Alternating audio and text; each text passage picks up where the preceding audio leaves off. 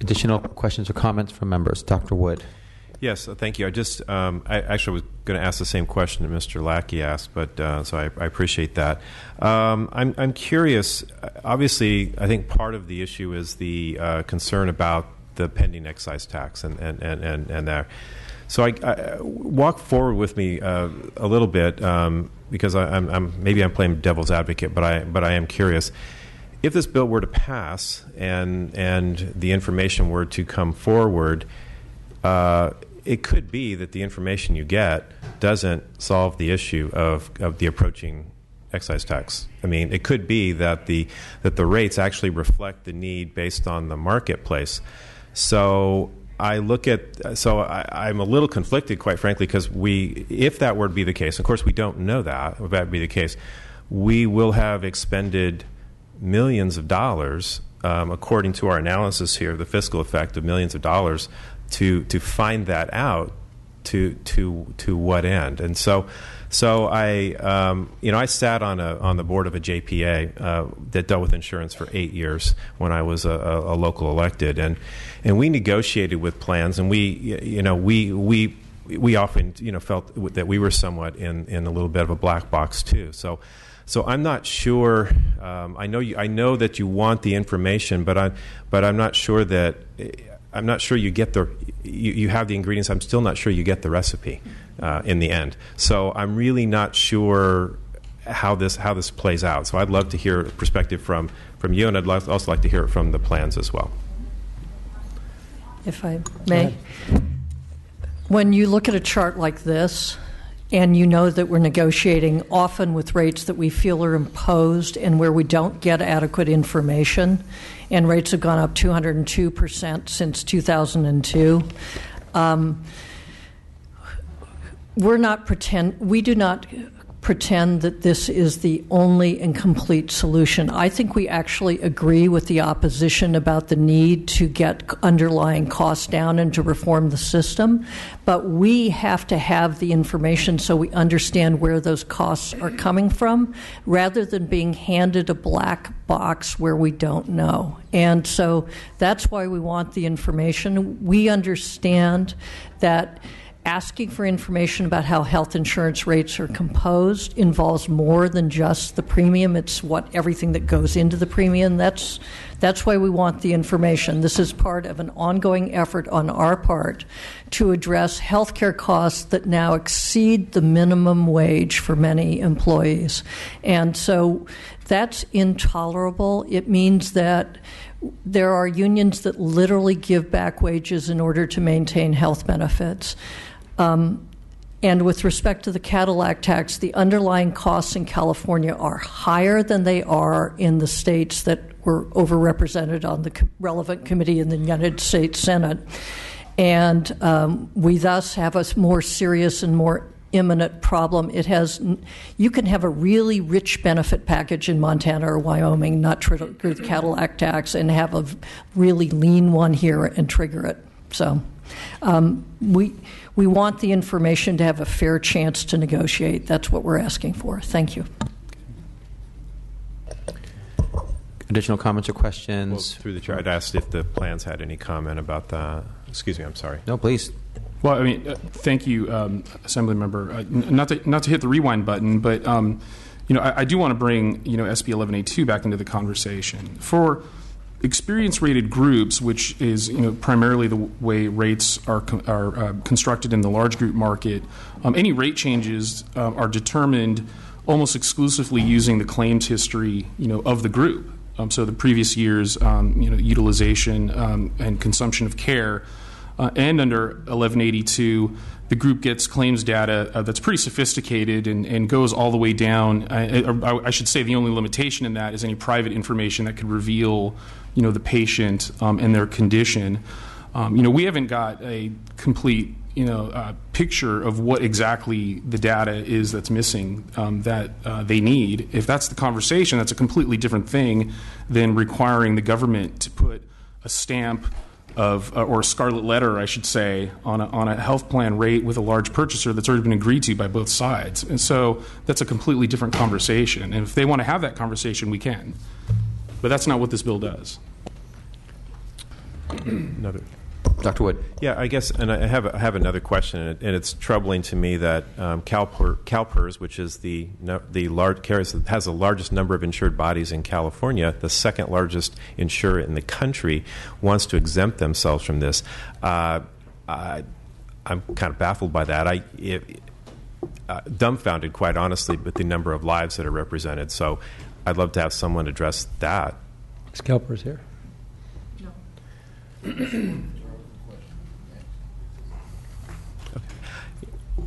Okay. I think that's a real question. Does anyone want to address it?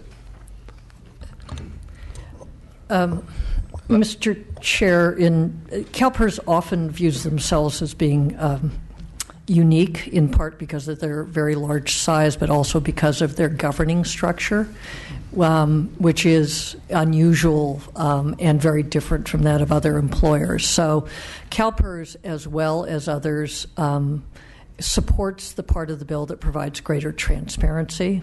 They, like Covered California, have a second process that they engage in of negotiation.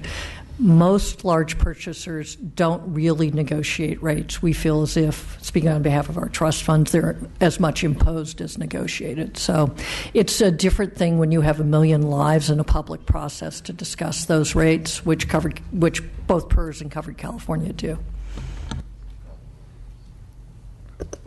Additional questions or comments from members? Assemblymember Waldron. I totally understand the goal you're trying to achieve with, the transparency, reducing the cost of health care overall. But just like the other bill that we saw earlier in the session about the pharmaceuticals, limiting to one aspect was one of my arguments. Now we're going to look at the rates. It's kind of like we need to really have a holistic view of all of the things. And, one of the things that I always go back to is the fact that Americans spend more per capita on health care than any other developed nation, yet our health is generally not as good as a lot of places. And that we're driven through the roof by a lot of things, not just rates, not just the cost of drugs, not just the federal government regulations, state government regulations, but inefficient delivery of care. We always talk about access. People can't even get in. Excessive administrative costs, fraud, a mountain of medical waste. There's a fragmented insurance system. We just saw the codes earlier. We see, the private plans that we see people trying to pay on their own are out of control. Healthcare. We have the fraud and attorneys in the middle of it. My brother is a physician. He pays an enormous amount for malpractice insurance. Plus, Americans are receiving and paying for an enormous amount of unnecessary medical treatment. And according to the report by the Institute of Medicine, approximately 30% of all medical procedures, tests, and medications may be, in fact, unnecessary at a cost of $700 billion a year. So all of that is in the rates. All of that is in the costs of a lot of the things, including the malpractice. So, I totally respectfully understand what you're doing, but I can't support it today because I think we really need to get everyone at the table and look at this in a holistic way. Mr. Chair, if I may, just a brief response. Please, Mr. Senator. Assemblywoman, your comments warm my heart because you're really making a great case for our single-payer universal health care reform bill, which this is not. I assure you this is not. Yeah, we're opposed to that, too. But you are That's right. not on the agenda, folks. We are paying twice per capita. And we support that, too. Twice per capita, but none of our other industrialized trading partners have this middleman that we have that was the basis of our single payer, but we won't go there. I can briefly close. I just want to ask a quick question before you do, and then we'll go to the close and then our vote. Can you address the contention from the opposition that the large group market is fundamentally different than the individual and small group markets, and also that these are agreed upon rates between parties? I think the opposition might even argue that the very sophisticated parties, and that there shouldn't be regulation after the agreement. Just address that head on, please. As you've already heard from Ms. Capel, and I'll let her give her response to this question as well, Mr. Chair. For me, and the reason I was motivated to author the bill, is there's something intrinsically wrong going on. I don't know to what degree these are level playing fields of negotiation, for one, and that, as the President said in his State of the Union address this past year, that since the implementation of the Affordable Care Act, the increase in health care costs are at their lowest rate in the past 50 years. So we are containing health care costs. As a result of the bill, SB 1163 of 2011, we've seen in the individual and small business market rates contained. Covered California has experienced a 4.2%, but in these large group markets, we still see rate increases far above double digit, in fact, above 20%. So something's got to give. It's my contention that with greater transparency, with what we've put into this bill, that we'll see a similar reduction in rate increases that we have in the individual and small group.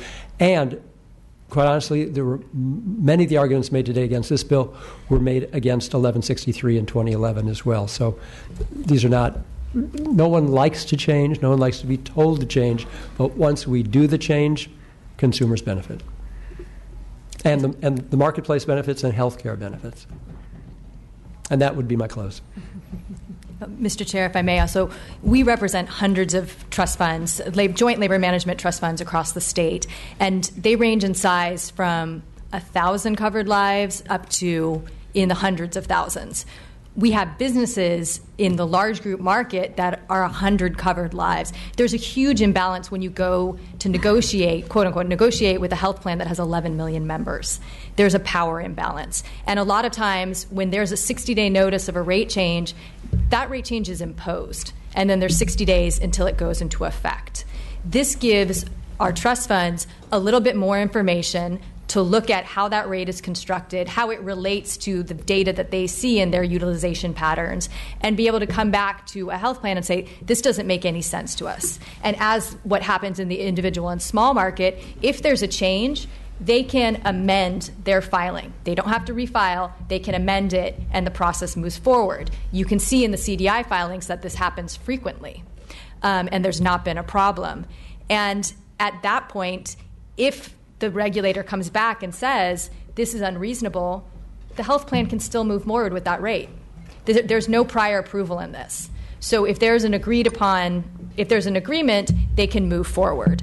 And so that, I would think, would be the difference in negotiating. And I think one of the differences between the large group and the small group is that we don't have the transparency that the small group has. And so we don't know what's happening in our market, and we don't know what they're rating on, because we don't have that information. Thank you for both your response and Mr. Leno's response to my question, and thank you for your close, Senator Leno. We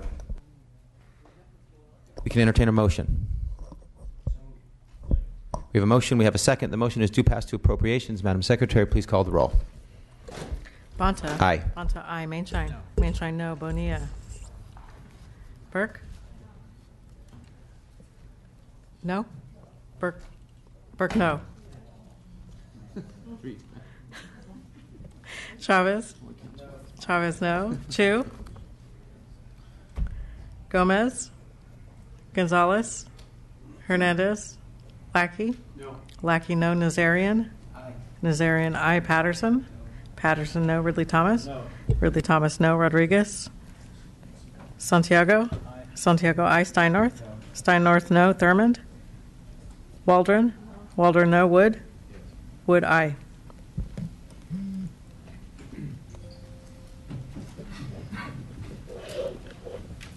Four to eight. 4 to 8 now? Yes. The current vote count is 4 to 8. The bill's on call and needs 6 more votes to pass. Thank you.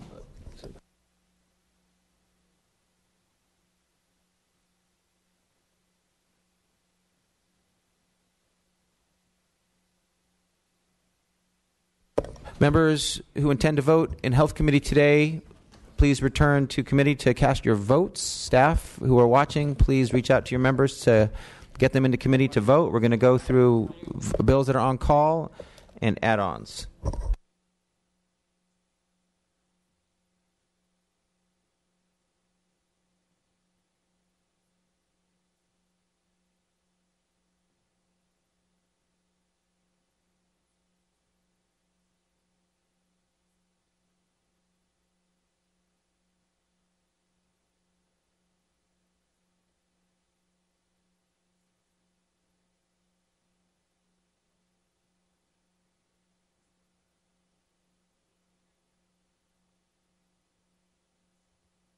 We're going to go through each bill, regardless of whether it's an add-on or on call, and present members can cast their ballots if they haven't already.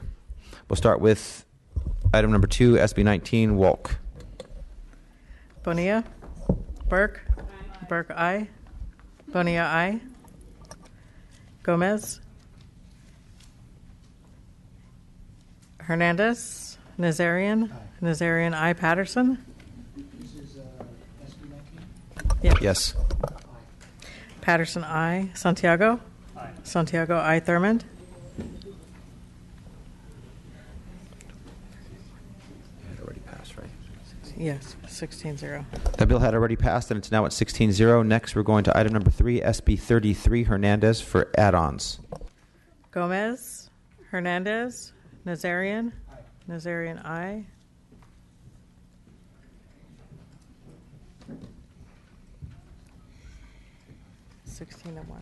That bill is at 16-1. We're now going to item number 4, SB 260, Monning, which is on call.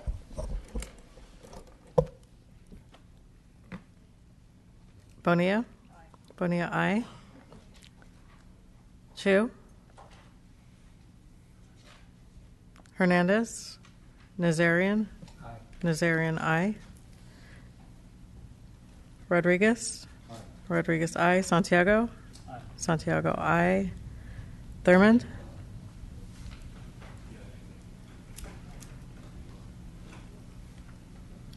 It's 8-4 currently back on.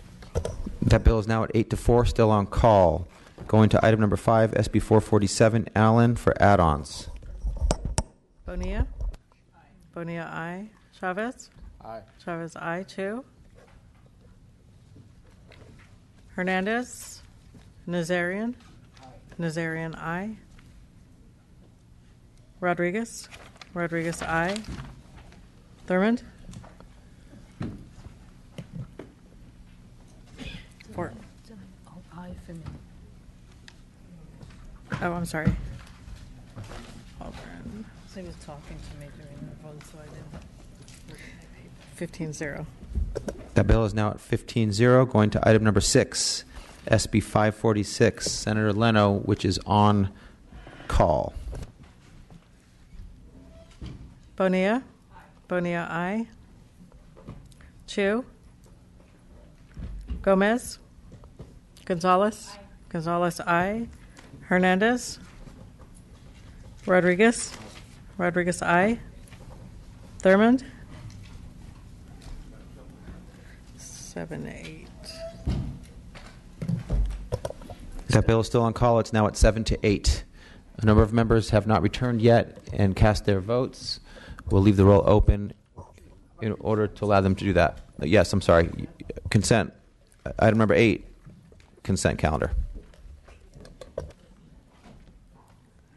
Chavez? Aye. Chavez, aye. Chu? Aye. Chu, aye. Gomez? Hernandez? Nazarian? Aye. Nazarian, aye. Rodriguez? Aye. Rodriguez, aye. Thurmond? 16-0. Consent is at 16-0. We have 2 items still on call. Item number 4, SB 260, Monning, and item number 6, SB 546, Leno. We're waiting for members who have not returned yet. There is, but let's open it up again for members who are currently here. Okay.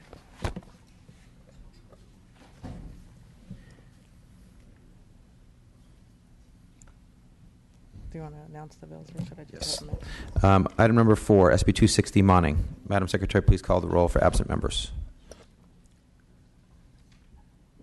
Chu? Aye. Chu, aye. Gomez? Hernandez? Thurmond? Has 9. Going to item number 6, SB 546, Leno. Chu? Aye. Chu, aye. Gomez? Hernandez? Thurmond? We're at 8-8. The bill's now at 8-8. We're going to leave the roll open for absent members who have not cast their votes yet.